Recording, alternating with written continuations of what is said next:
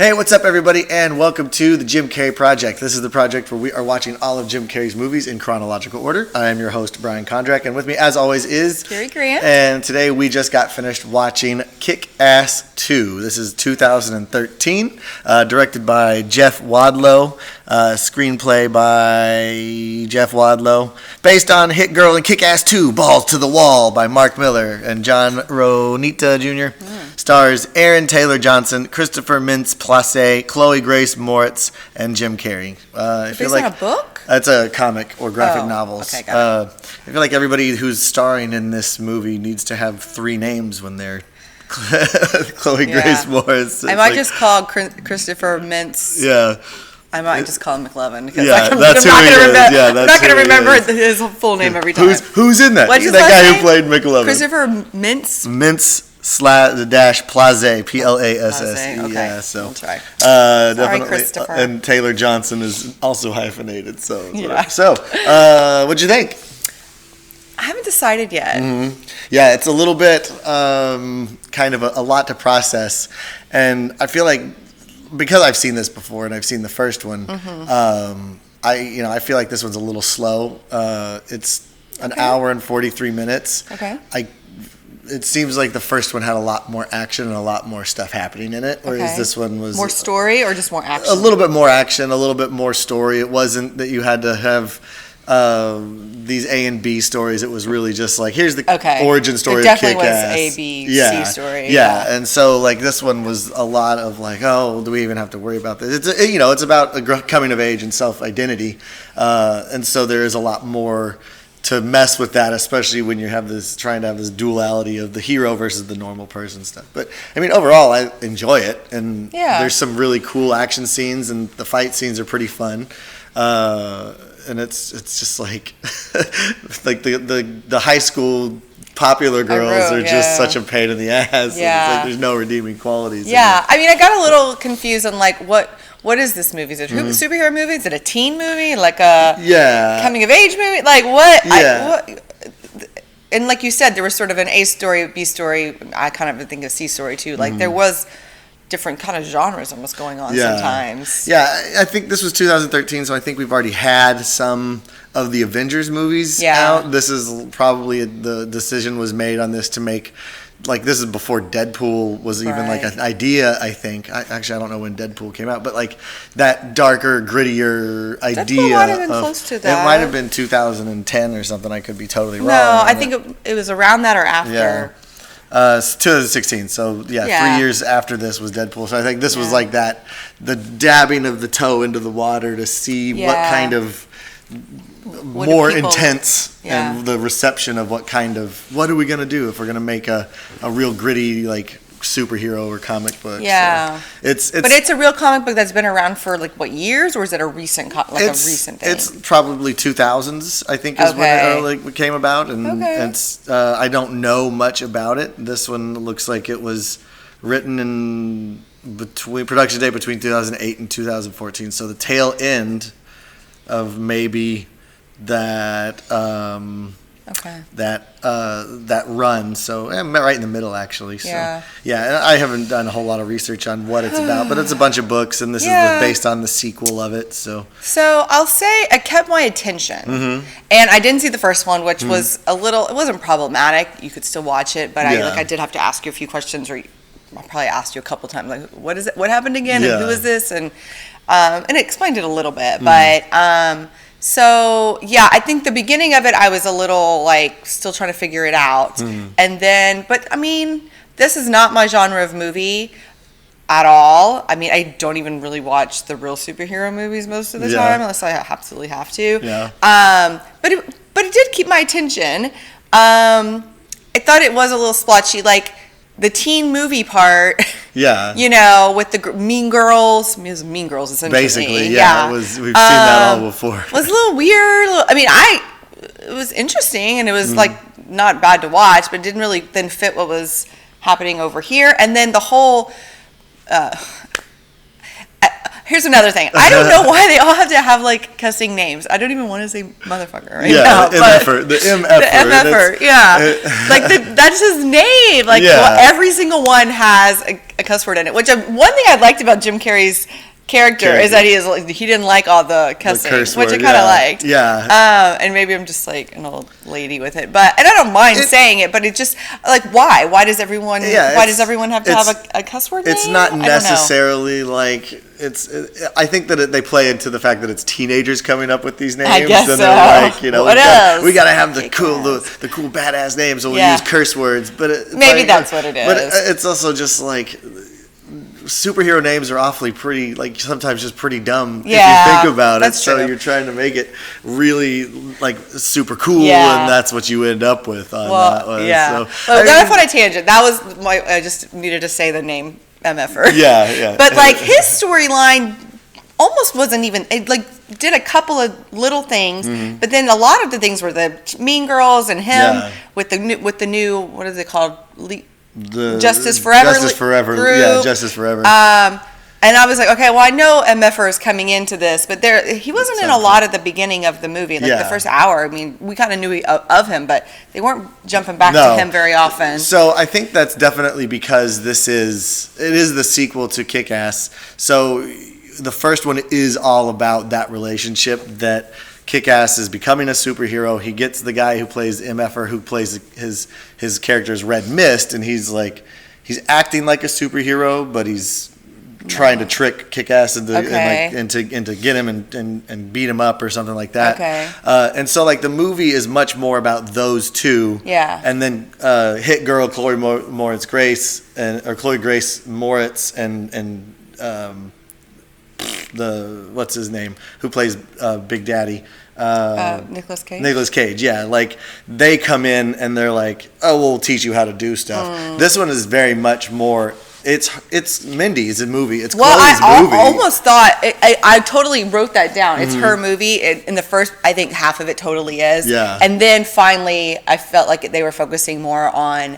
The Justice Forever. Yeah, once they attack Justice Forever, and then it becomes more about Kick-Ass becoming a hero I wrote that down too. Yeah. I wrote like her movie. Yeah, like it felt like her movie in the beginning. It is 100%, I think, her movie, and they're like, the coming of age, like that moment when they're with the Mean Girls and they're talking about all the sexual things they're doing and watching this music video that's just us being teenagers. Like, this is uncomfortable for me to watch as an adult male. It's really weird. It's just, and like that whole attitude, but you're trying to get her to not be this ultimate fighter and crime fighter. You're like, be a normal girl, but there's no safety in that either. She's just in much of a terrible lifestyle doing that as she was in. It's just as dangerous to be a high school girl. As dangerous. So was it dangerous to be a high school girl? It can be. It's probably a little different than when I was there, but it can be. I really think she is a phenomenal actress. I mean, she was 16 or 17 when she was filming this. You think so? And, she's born in 97. I was looking that up. Oh, yeah. I was like, how old is she? I was like, she's playing a 15-year-old. So she's only like 16 or 17, but like she plays it really well, and she's got like the emotional range of some of the greater actors. Pretty good. She does a lot of like not moving and just like kind of mouth open, like she has those big pouty lips, and she just like big eyes, big pouty lips, like looking. Which I mean, I guess it's acting. Is that acting? I don't know. I noticed that she did a lot of that. I didn't look up how old she was. I was curious how old Christopher was, McLovin. Oh yeah, and he was like 24, I think, during it. But he doesn't necessarily seem like he's a high school kid. I mean, it wasn't clear if he was high school or not. Yeah, I think he'd be the same age as Kick-Ass. I think they actually went to school or like were. In the first one, they're both in high school, and they're both juniors, or they would have been sophomores. I guess if this is 2 years later, so they'd be seniors at that point. But of course, he has his dad in the first one was the big mob boss, so why do we have to? Why he didn't really? He got picked up and treated like he was a regular high schooler, but it was also that his dad was in the mafia, and he wanted to be in the mafia as well. Yeah, his character was kind of interesting, at least. I mean, he was almost funny at times. And the fact that his costume came from like his mom's like S&M clothes. Yeah, it's nasty. It's a little weird, but yeah, I'm still not even sure what to think about the whole thing. I thought John Leguizamo was going to be in a lot more because he's not billed up as it, but I just like John Leguizamo as an actor. He's strong, and he's usually one of the main characters for movies he's in. He played a pretty normal character. Yeah. Let's get to, I guess, Jim Carrey on this one. I had a note so dewy about the. I said that they were like very so dewy gross. looking.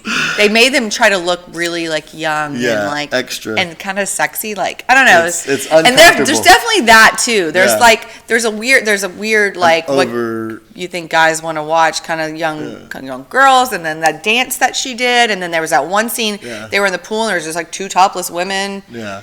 Just bobbing around and like it was like. But they weren't teenagers. No, they weren't teenagers. No, they weren't teenagers. But I mean, like, there's definitely like some of what they're throwing in for like men. Mm-hmm. We would think men like I don't know.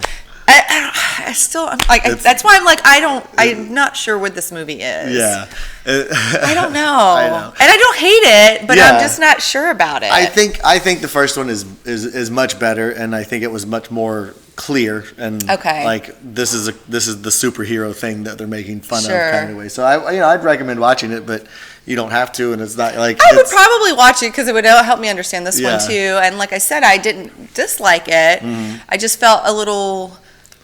I don't know, not even lost, but just like, what is this? Wrap my brain around it kind of thing, So, you want to talk about Jim? Let's actually talk about Jim Carrey. Yeah. So he shows up fairly late into the movie. Like, I think he's another one where it's like at least 30 more minutes or 40 minutes. It feels like he's into the movie. Yeah. And I mean, I love the choices that he makes. I love the character because it's not it's very reminiscent of the Riddler. Yes. But like if the Riddler was just like a person. Yeah. It wasn't bonkers. Or military person. If like the facial features, the kind of the hairstyle and like the looks and stuff that he was doing, it feels like it was reminiscent of that. Absolutely. And just more grounded and more grittier than that one.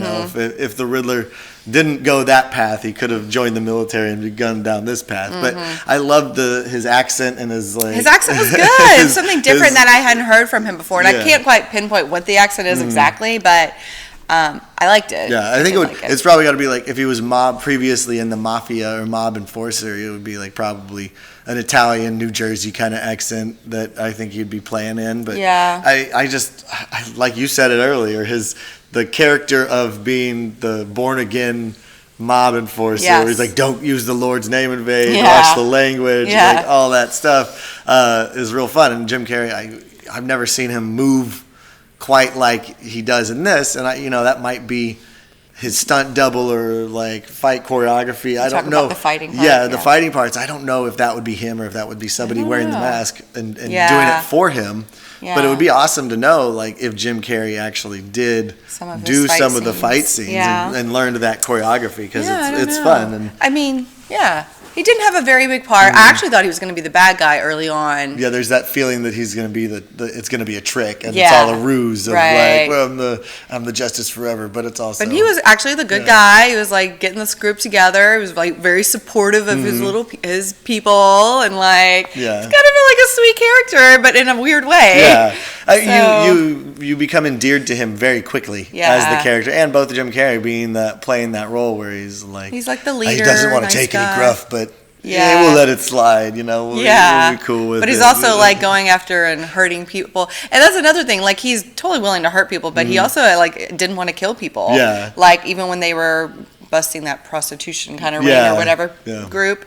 And like he didn't have bullets in the gun. Like, he just wanted to beat him up and like let his dog chew on his balls. I don't know, something like that. I don't want to kill him, but I'll maim him for torture him a bit. Torture him, and then let the police take care of it and work on it later. I wish he was in it more. I really because then he died. He didn't even get to be in the last scene or anything. I think that character, and I don't know the comic books, but I think that character could have been earlier and more of it. But then it would not have been Mindy's movie, and it would have been a completely different thing. But that's fine. But so no, I mean overall, he was a good character. I liked him. Yeah. He added to the movie. So interesting interesting part for him, and not a main character really at all. Yeah, I like him better as this character than I did in the Burt Wonderstone episode. I'll tell you that much. And I don't know, like I think this is also kind of the beginning of him going into grittier movies. And he's also being different characters, which I like. Yeah. How many times have we watched his movies and we love them? Yeah. But we're like, okay, well, this is him being Jim Carrey, doing his weird thing. But this time, he can't lie. Or this time, he is God. Or whatever, his one little thing that changes it that allows him to be the big character. Yeah. But these are like truly different. He's not being Jim Carrey at all. He is being that character. And just like Burt Wonderstone, that was his character. Really so it's more character work, I feel like, than like, oh, I know how to do Jim Carrey being Jim Carrey. Yeah, exactly. So good for him. It's kind of flexing some muscles, I think. Yeah, I'm really excited. Not the next movie, but the next two movies after that it's called Dark Crimes and Bad Batch, and I think we're going to see some really cool, much more things similar to like that kind of character, that dark, that gruff, that like that deeply emotionally stunted, or like the one that doesn't take any gruff from anybody like that. And I'm trying to think of what was going on in 2013 with Jim Carrey's personal life at this point.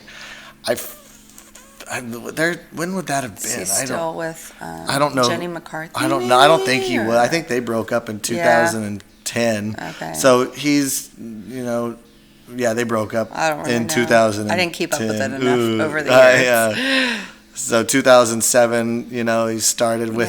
We're doing Dumb and Dumber 2 comes out after this one. But it doesn't say really what's going on with his. He kind of got quiet. Yeah. Like his relationships weren't as out there for a few years either, so you didn't always know. This was 2013, wasn't it? So 2016 was the wrongful death lawsuits, and then he was dating Corinthia, which I think is the girl that passed away. So that was in 2012. So if he's getting these roles in 2012 and this films and stuff in 2013, like he's obviously in a much darker place personally at this point, which might be affecting and making his decisions to do these kind of darker roles. Maybe, yeah. I don't know. Maybe it's just, it's nice to have something that's different. Some changes. He sort of knows how to do the Jim Carrey doing Jim Carrey. Let's see what else he can do kind of thing. So, it was good. Yeah, I mean... did you have something? No, go ahead. I was just looking at my list of movies and stuff, and I forgot that I pointed out to you that he has the German Shepherd in this movie.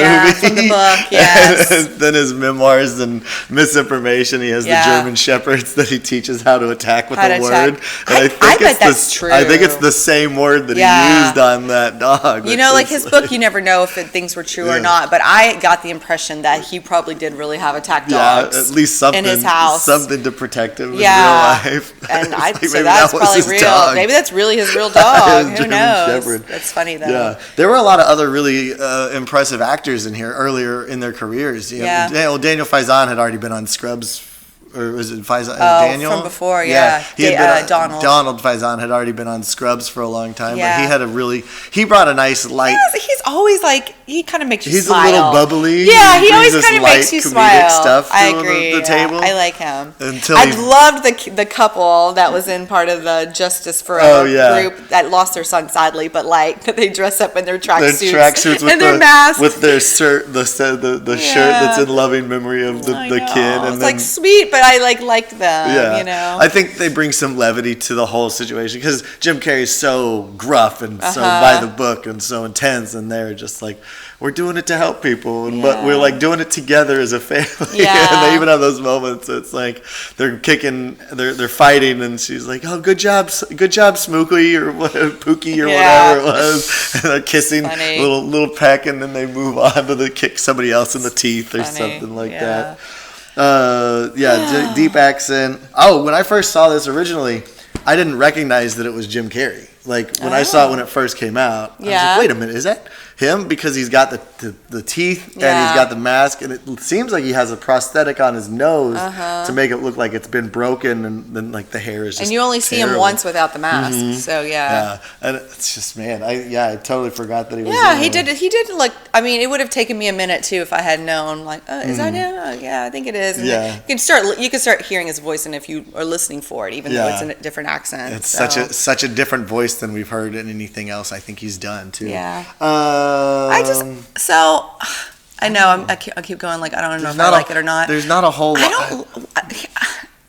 Let me go a little deeper. Okay. Like, do these kind of movies like help our society in any way? Like when you see, and again, the deaths are, it's a fight scene and stuff, but like they showed people getting run over and like people really getting stabbed, and like it's pretty gruesome. It was pretty gruesome. Like it wasn't just like a pop pop pop and then someone falls. I mean, they were showing the blood and like people really getting hurt and like getting stabbed with hundreds of pieces of glass and in the throat where it just like splurts out. It's actually really, and I really just have a hard time with it. I just feel like it's just not okay for people to watch that all the time. I just personally, like, I mean, my kids are too young to watch that kind of stuff, but like, I know at some point when they're 15, 16, whatever, they're going to want to watch stuff, and I'm like, I just don't know if that's good for society. I just don't. I think it's definitely, we've been pushing the envelope on a lot of stuff. I've been watching The Boys, which is another dark superhero show where it's like the realities of superheroes are people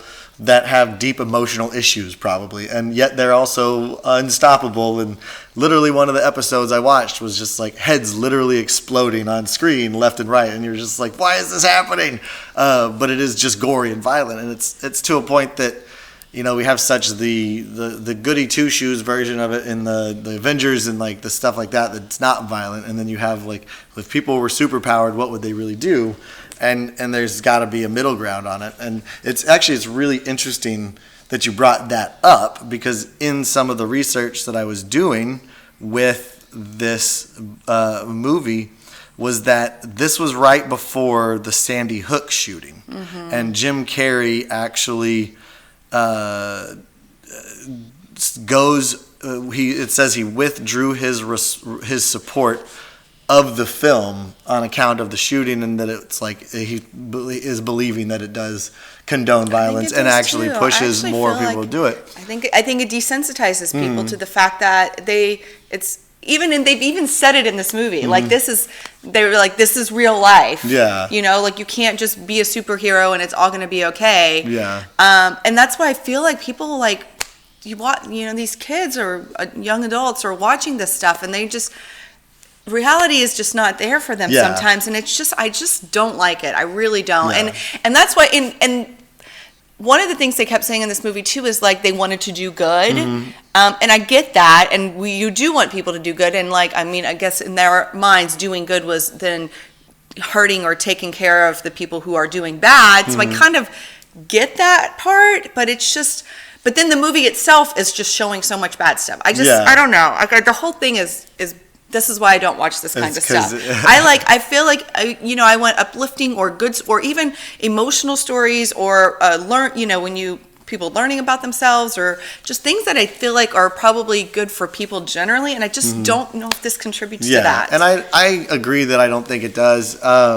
Chloe Moritz said, and compared to like Jim Carrey, and personally I am of the idea that the reason we watch this stuff and the reason theater and film and things like this are created is that it's that cathartic feeling after the show. You see it, and so you end up not doing it. And you think so? I mean, I think that's the reason like theater existed. And I mean, it's about a lesson learned. You're supposed to learn a lesson from the amount of violence that is shown in this leads to nothing but everybody losing everything, right? He lost his dad. She has to go on the run. All of the family members are no longer like able to go and be the superheroes that they once were and prided themselves on being. Now they have to just make sure that they're trying to do good on there. So like I see where there's the disconnect of it's uncomfortable to watch and it's not healthy necessarily to get a bunch of it. But also the idea is that you get it and so you don't go and do it yourself. Which I mean, that there's depends a theory on that. I guess that depends on what the psyche it's been around. I mean, since before Shakespeare, but Shakespeare, like there's scenes like that. Yeah, the tragedy, the the Iliad and Odyssey. I mean, it's all there. It's not like it's new. It's been around for ages. Yeah. Thousands of years, I don't know, hundreds of years.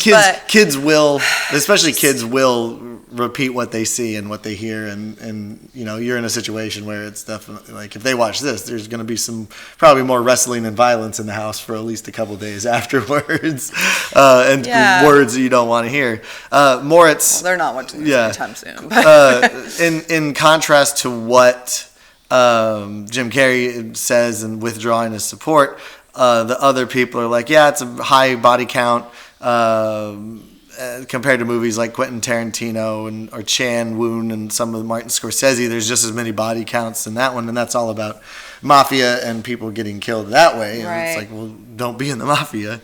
And then Moritz is like, okay, it's a movie. If you're going to believe it and affected by an action film, don't go see something like Pocahontas because then you're going to think you're a princess. And I mean, who's to say that that's not valid and that how kids act towards their parents based on cartoons that they're watching these days. The cartoons and things like on the Disney Channel, from what I've seen, the parents are always treated as if they're big dum-dums and like the kids are the one in charge. I totally do that. That's not that's not how life is. Yeah. So it's like you could say that this is violent, but that also condones and teaches kids to be talk back and treat their parents disrespectfully.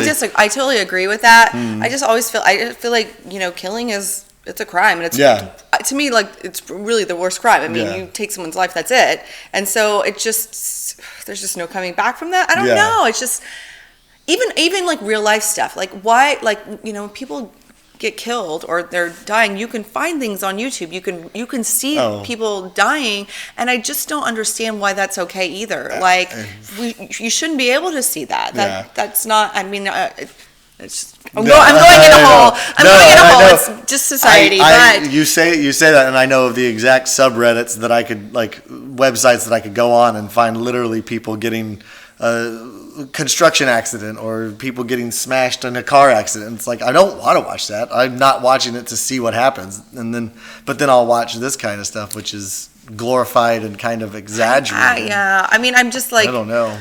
Like I said, I don't know where I'm at on it exactly, but it doesn't make me feel comfortable in real life or on something like this. So it's just not my preference on what I'm going to watch. If I'm going to want to sit down and enjoy, a Sunday afternoon kind of thing, this is not. It's Halloween season, where I want to go in my head. I just don't want that stuff in there. Watch Hocus Pocus or like a Hallmark Christmas movie, or I mean, even the other day, my wife and I were watching the greatest or the most challenging race in the world or whatever, which is that's a coming of age and a story about growth and perseverance. And you can learn without violence, any violence in it. And that can be entertaining too.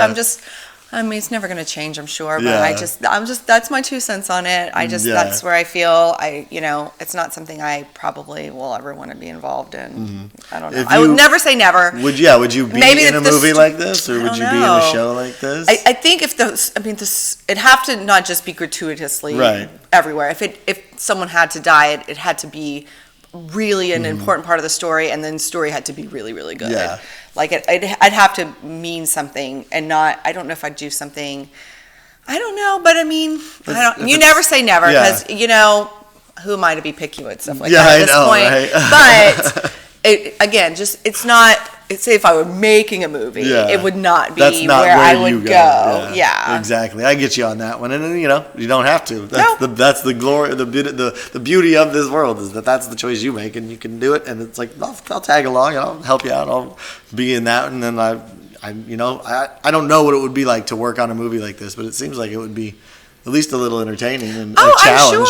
I'm sure, and the costumes were like really crazy and kind of cool, and like I get, there's fun parts to it for sure.